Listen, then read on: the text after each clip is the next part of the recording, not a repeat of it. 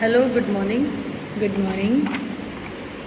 तो मैम बताइए, आज हम किस टॉपिक पे बात कर रहे हैं? आज हम बात कर रहे हैं कि 12th पास करने के बाद बच्चों को आगे उनकी मनपसंद विषय चुनने के लिए क्या करना चाहिए। जी।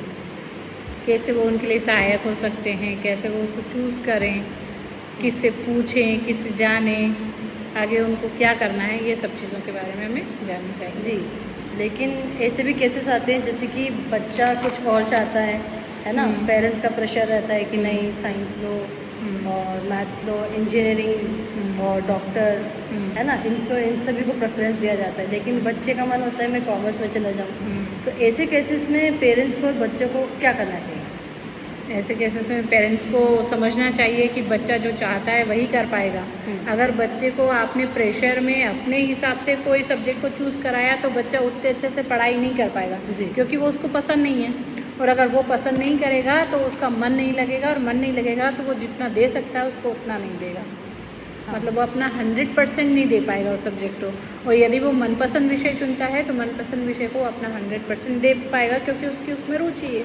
और कुछ बच्चे ऐसे भी होते हैं, हम भी स्कूल में पढ़ा रहे हैं, आप भी 12th की कॉमर्स की टीचर, क्लास टीचर हो, तो कुछ बच्चे ऐसे होते हैं कि फ्रेंड्स के चक्कर में सब्जेक्ट ले लेते हैं। ये अक्सर होता है, पर ये बच्चों को समझना ही चाहिए कि फ्रेंड सर्कल स्कूल तक ठीक है, इसके बाद में आगे जैसे जैसे हमारी ज़रूरतें या हमारी इच्छाएं बढ़ती जाएंगी वैसे वैसे हमारा दायरा अलग होता जाएगा। तो हम फ्रेंड्स के साथ में एक मिलने जुलने की बात अलग है, पर अगर हम पढ़ाई के लिए सोचें तो हमें कभी ना कभी तो हम उनसे दूर जाना ही पड़ेगा। इसलिए हम फ्रेंड्स को देखकर ये समझौता ना करें अपनी रुचि के साथ कि मुझे ये नहीं ये लेना है क्योंकि इसमें मेरे फ्रेंड्स हैं।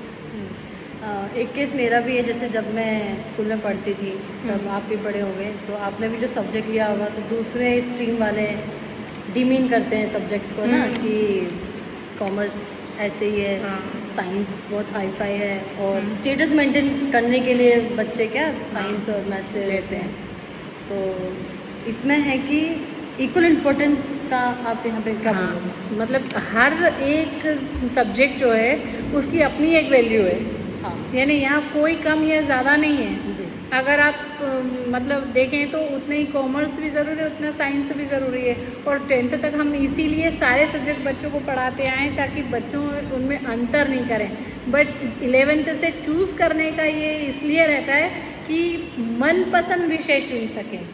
यानी हम 6 सब्जेक्ट पढ़ रहे हैं, हम हिस्ट्री भी पढ़ रहे हैं, हम पॉलिटिकल साइंस भी पढ़ रहे हैं, हम साइंस भी पढ़ रहे हैं, तो बच्चे का इंटरेस्ट जिसमें ज़्यादा होगा, चाहे उसकी कुछ भी में हो, लेकिन बच्चा उसी में सफलता पाएगा।